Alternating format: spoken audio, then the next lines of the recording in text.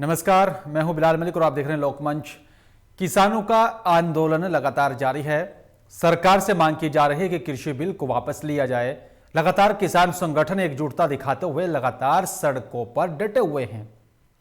सरकार के साथ कई बार बातचीत हो चुकी है, लेकिन समाधान नहीं निकला।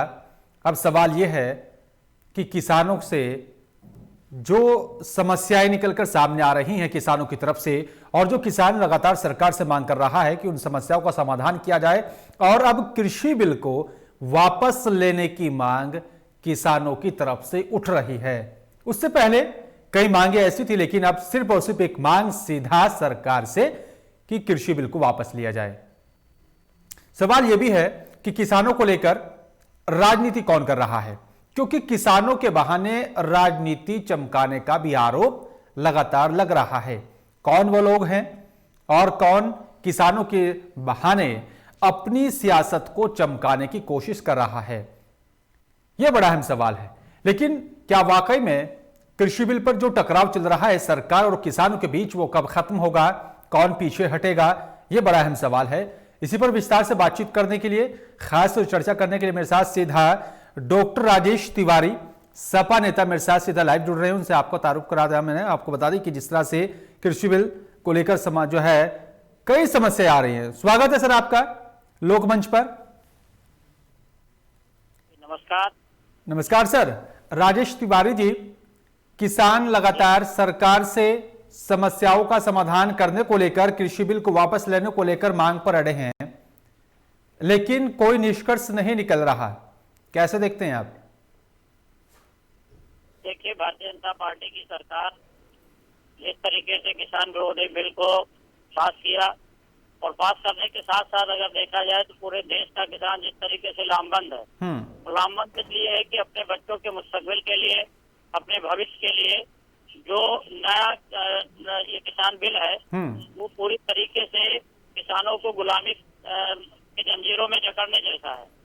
अगर देखा जाए तो कोई भी काश्तकार है, कोई भी जमींदार है जिसके नाम जमीन है 10 बीघे 20 बीघे जितना उसकी, अगर देखा जाए तो वो जो भारतीय जनता पार्टी बिल लाई है इसमें 3-4 बहुत बड़ी कमियां हैं जो किसानों के इसमें कतई नहीं। जैसे इनका जो ये कहना है कि एमएसपी, मिनिमम सपोर्ट प्राइस, तो उसको किसानों की मांग है कि कानूनी रूप से इसको वैधानिक रूप से दर्जा दिया जाए। और लेकिन उसको लेकर सरकार बात मान गई है कि एमएसपी पर जो आप जो मांग उठा रहे हैं सरकार उसको मानने को तैयार है, लेकिन अब तो किसान सीधा मांग करेंगे कृषि बिल को वापस लिया जाए। बिल्कुल इसलिए वापस लिया जाए क्योंकि जैसे इन्होंने भंडारण के लिए कहा कि स्टोरेज के लिए 3/7 खत्म किया और भंडारण के स्वतंत्रता नीति छोड़ दे दी। तो जिस तरीके से आज देखिए कि आलू जब किसान पैदा करता है तो 4 और 5 रुपए में मंडी में बेचता है, और वही पता चला कि 4 महीने 6 महीने के बाद 40 और 50 रुपए में वो खरीदता है। ठीक इसी तरीके से जो इनकी नई पॉलिसी है वो इस तरीके को भी कि जो भंडारण की बात है, जितने भी बड़े पूंजीपति हैं वो सब भारी पैमाने पे इसका स्टोरेज करेंगे और स्टोरेज करने के बाद मनमानी रेट पे उसको बेचेंगे। और निश्चित रूप से अगर देखा जाए तो भारतीय जनता पार्टी पूंजीपतियों की सरकार है और पूंजीपतियों को लाभ पहुंचाने के उद्देश्य से बिल लाया गया है। किसान हितैषी कौन है सर? सरकार लगातार किसान हितैषी होने का दावा कर रही है और लगातार सरकार ही दावा कर रही है कि जो कृषि बिल है इससे सीधा फायदा किसानों को होगा। इसमें जो सरकार का कहना है कि किसानों को फायदा होगी। आज पूरे देश का किसान लामबंद है। पूरे देश का किसान घर छोड़ के और हाईवे पे, दिल्ली के बॉर्डर पे, राजधानी के बॉर्डर पे लोग अनशन करने के लिए, प्रदर्शन करने के लिए, विरोध अपना प्रदर्शन करने के लिए मजबूर और सामूहिक रूप से, कोई एक दलगत की बात नहीं है, ये किसी दल का विरोध है, ये तो सामूहिक किसानी बड़ा आदमी भी करता है, छोटा आदमी भी करता है, नेता लोग भी किसान करते हैं, बिजनेसमैन भी, तमाम लोग हैं जो किसानी, हमारा कृषि प्रधान देश है और लगभग 80% यहाँ कृषि पे ही सारी व्यवस्था आधारित है। अगर देखा जाए तो अगर विरोध सामूहिक रूप से हो रहा है तो इसको राजनीतिक रंग नहीं देना चाहिए। किसी दल विशेष को राजनीति करने का आरोप जो भारतीय जनता पार्टी लगा रही है उसके लोग लगा रहे हैं, जिम्मेदार लोग। ये तो आरोप समाजवादी पार्टी पर भी लग रहा है कि किसानों को लेकर उनको गुमराह करने की कोशिश की जा रही है, किसानों के बहाने अपनी सत्ता को चमकाने की कोशिश की जा रही है। ये आरोप तो विपक्ष पर भी लग रहा है। देखिए, समाजवादी पार्टी किसान हितैषी सदैव से रही है। हमारी पार्टी के संरक्षक माननीय मुलायम सिंह जी हिंदुस्तान के किसानों के कर्मठ नेता है और समय समय पे जब भी समाजवादी पार्टी की सरकार रही तब भी किसानों के हित में काम किया है और नहीं भी रही है। आज क्योंकि हम अपोजिशन में है, हमारी पार्टी अपोजिशन में है, लेकिन किसानों के हक के लिए, उनकी लड़ाई लड़ने के लिए पूरी तरीके से किसानों के आंदोलन के साथ समाजवादी पार्टी खड़ी है। और हमारे राष्ट्रीय अध्यक्ष माननीय अखिलेश यादव जी का ये निर्देश भी है समाजवादी कार्यकर्ताओं के लिए, ये 7 तारीख से जो किसानों के समर्थन में हम लोगों की किसान जागरण यात्रा पूरे प्रदेश में, पूरे देश में जो निकाली जा रही है, उसका उद्देश्य ये है कि जो किसान विरोधी बिल है, जिसमें तमाम ऐसी चीजें हैं जो भविष्य में आने वाले भविष्य में हमारी पीढ़ियां गुलामी जैसी स्थिति में आ जाएंगी। हमारे बच्चे, पता चलेगा कि जमीन हमारे नाम है और हमारे बच्चों को मैनेजर बना के बिठा दिया जाएगा कि आप केवल केयर टेकर की हैसियत से हैं, जमीन का जो असली उस पे क्या पैदा करना है, कैसे क्या होना है, इसका निर्धारण जो नया कृषि बिल है उसमें जो पूंजीपति लोग हैं, जो बड़े बड़े लोग हैं, वो ठीक है सर, ठीक है सर। ये तो विपक्ष की तरफ से लगातार आरोप लगाया जा रहा है कि कृषि बिल से सीधा फायदा जो है पूंजीपति को पहुंचाने की कोशिश की जा रही है। सवाल यह है, किसान और सरकार दोनों के बीच बात क्यों नहीं बन रही है? कि भारतीय जनता पार्टी अपने हटवासता से बाज नहीं आ रही है। इसके माननीय प्रधानमंत्री जी ने भी कहा कि ठीक है हम बात करेंगे, और वो कहीं कुछ जगहों पे गए, उन्होंने डेलीगेशन को इन्वाइट भी किया, लेकिन इन्वाइट करने के बाद वो कोई सार्थक हल नहीं निकला। माननीय प्रधानमंत्री जी ने कोई ऐसा आश्वासन नहीं दिया जिससे कि किसानों को लगे कि नहीं हमें राहत दी जा रही है, हमारे साथ जो अन्याय हो रहा है, जिस बिल को हम लोग समझ रहे हैं किसान के विरोध में है, उसको किसी तरीके से वो सामंजस्य नहीं बन पा रहा है। जो हमारे कृषि मंत्री जी हैं माननीय तोमर जी, वो भी पूरी तरीके से अपने जिद पे अड़े हुए हैं कि नहीं बिल किसी कीमत पे वापस नहीं होगा। अगर देखा जाए तो किसान, हमने पहले भी कहा कि 80% हिंदुस्तान में चाहे जिस वर्ग के लोग हैं, हमारे हिंदू भाई हैं, हमारे मुस्लिम भाई हैं, किसी भी वर्ग का व्यक्ति हो, किसानी खेती करता है और काफी कुछ उसकी व्यवस्था उस पर आधारित है। तो अगर सामूहिक रूप से किसानों की मांग है, जिस तरीके से हालात बद से बदतर होते जा रहे हैं, तो सरकार को मानना चाहिए किसान का जो प्रतिनिधिमंडल है या किसानों से सीधी वार्ता करके और उनके बात को, भावनाओं को समझते हुए, उनको संतुष्ट करते हुए इसका पदक्षेप करना चाहिए। ठीक है सर। लेकिन राजेश जी, एक और बड़ा अहम सवाल है, लगातार दिन और तारीख बदल रही है, किसानों का आंदोलन लगातार बड़ा होता जा रहा है, लेकिन बीच का रास्ता नहीं निकल रहा। क्या लगता है आपको, पीछे कौन हटेगा? किसकी मांग जायज है और किस तरह से उसका समाधान होना चाहिए? देखिए, पीछे तो सरकार को हटना पड़ेगा कि हमारी हिंदुस्तान की व्यवस्था लोकतंत्र पर आधारित है, जनमत पे आधारित है, और जनता का मत की जहाँ तक सवाल है, पूरा किसान सामूहिक रूप से आंदोलन तेज करता जा रहा है। और जिस तरीके से हालात पूरे देश के हैं इस बिल को लेके, यकीनन हमें पूरा यकीन है कि सरकार को पीछे हटना पड़ेगा और आने वाले समय में किसानों की जो मांग है उसको सरकार को कहीं न कहीं माननी ही पड़ेगी।